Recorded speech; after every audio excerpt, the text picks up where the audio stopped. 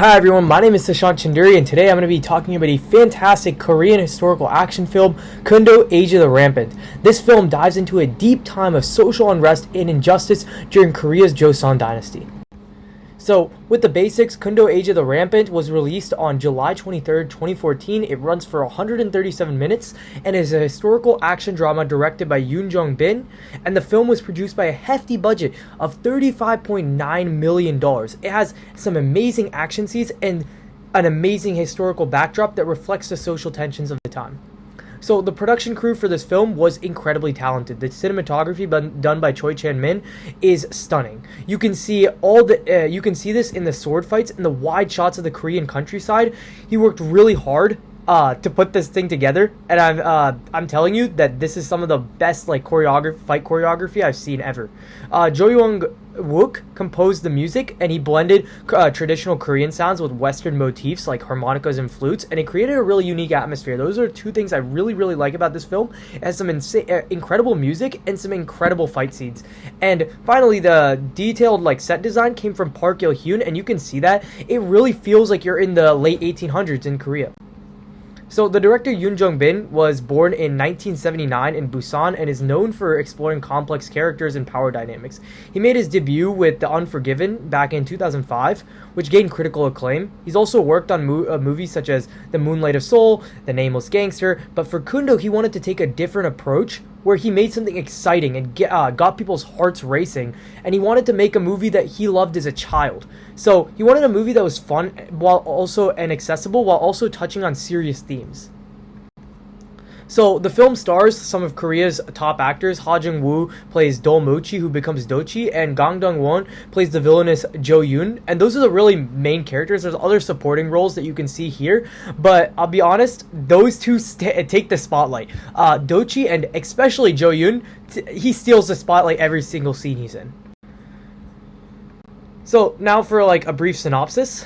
Kundo is set in the mid-19th century Joseon dynasty, and this period was marked by serious social unrest, where the aristocrats or the Yangban class were hoarding wealth and exploiting the poor, and there was famine that was spreading all across the country. And this film really reflects this backdrop with its characters, right? There's corrupt nobles, and there's starving villagers, and there are rebels that are fighting back against this tyrannical government. So understanding Joseon's caste system, it will help understand this film. At the top were the Yangban, right? The aristocrats. Jo Yoon is a member of this class, and though he was born illegitimately, he seeks to basically gain approval and legitimacy through violence. So it kind of gives you a justification for his actions, even though his actions are absolutely heinous. He's very villainous. In the middle were the Chungin and the Sangmin, including laborers and farmers, and many of these were the rebels in the Chuseok clan, which are our protagonists. And at the bottom you have the Chonmin, right? The unclean classes like butchers, slaves, and Dolmuchi really starts here, and it explores how people at the very bottom of society can rise up and challenge corrupt elite. It's a very inspiring film. So, just a brief synopsis of the movie as a whole. Kundo, Age of the Rampant opens in a time of hunger, injustice, corruption. The year is 1862, right? Late Joseon dynasty in Korea is reeling from famine, and the peasants are exhausted and powerless, and they suffer, while the Yangban class basically gets everything, right? We meet Do Muchi, who's a butcher, and in Joseon society, he's at the bottom ranks, right? He's the Chonmin, and life hasn't really been kind to him. He has a good family, but he's also desperate, he's poor, and so in desperation, he takes a job that Jo Yoon recruits him for. And so this is where your villain and your hero meet each other, right? And Jo Yoon wants to climb the social ladder by any means necessary. He's the son of a noble, but he's the illegitimate son. He's the son of an entertainer. And so he's not really the son. His father doesn't really like him. And so he wants to kill the unborn child of his half-brother so that he secures his inheritance. So Domuchi goes to murder this person, this innocent soul, but he hesitates because, well, he's a good person, and he sees that woman and child, and he just can't do it, right? So he basically says, okay, I'm not gonna kill this woman, and tells Jo Yoon, And Jo Yoon doesn't tolerate failure, right? So he, in retaliation, burns Muchi's home. He kills his family and leaves Muchi to die, bound, hanging upside down, just like an animal, right? It's a really like beautiful scene. I mean, like beautiful as in it's a really nice, great scene if you watch it. And he's rescued by none other than the Chuseok clan, right? Our protagonists, and they're villagers who fight for justice, and they're fighting against the aristocracy of Joseon.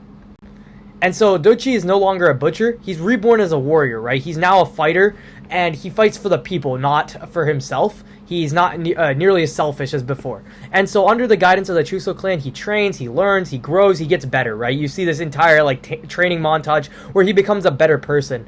And so Dochi now wants to bring down Jo Yoon and dismantle the corrupt system that allowed men like him to thrive, right? And Jo Yoon, he's also very powerful. You'll see him in the fight scenes. He's absolutely amazing.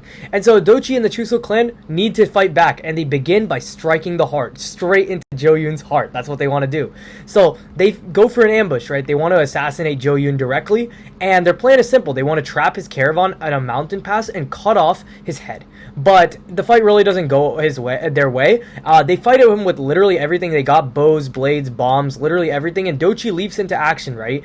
And so the scene is intense, it's chaotic, it's beautiful, right? But Jo Yoon escapes, and Dochi is, and he knows Dochi is alive, and he knows Dochi is coming, so he's prepared now.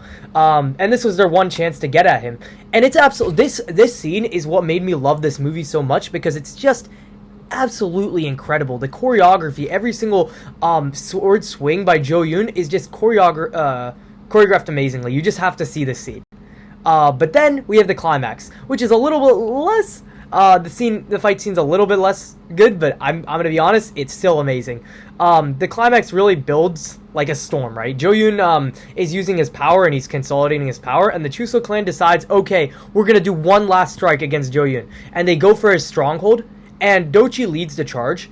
And the choreography is really great, and it makes the tension really unbearable. You don't know who's gonna win. And so there's a lot of sword clashing. There's a lot of and Dochi and Jo Yoon face off in a brutal and emotional showdown. And it's a clash of basically the bottom rungs of society versus the very top rungs of society. So it's great.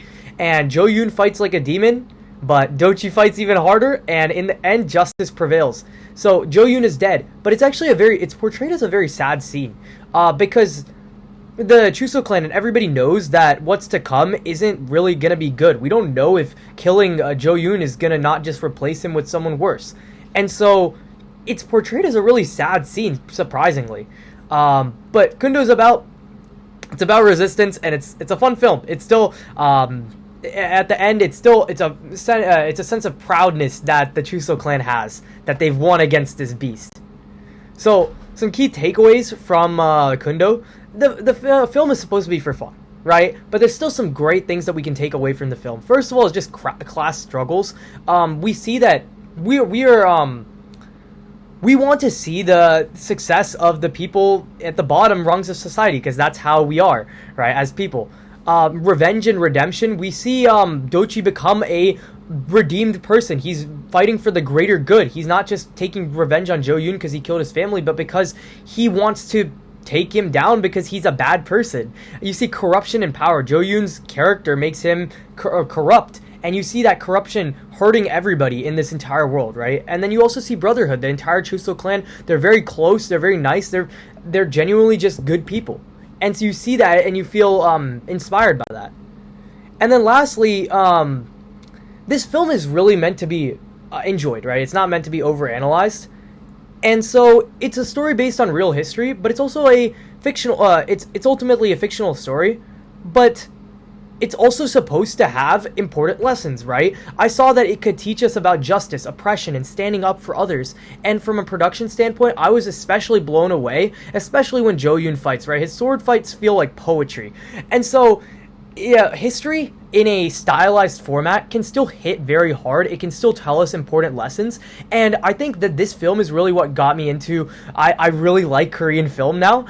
This film was, I mean, it's a normal film. It's not very deep. It's not very important, but it's so fun. It's just a nice thing to watch. It's a fun use of your time. And so this is what got me into Korean film, and I'm very grateful for this film. And so in all essence, I think this is a perfect film to watch, and that almost everyone can watch it. It's super fun.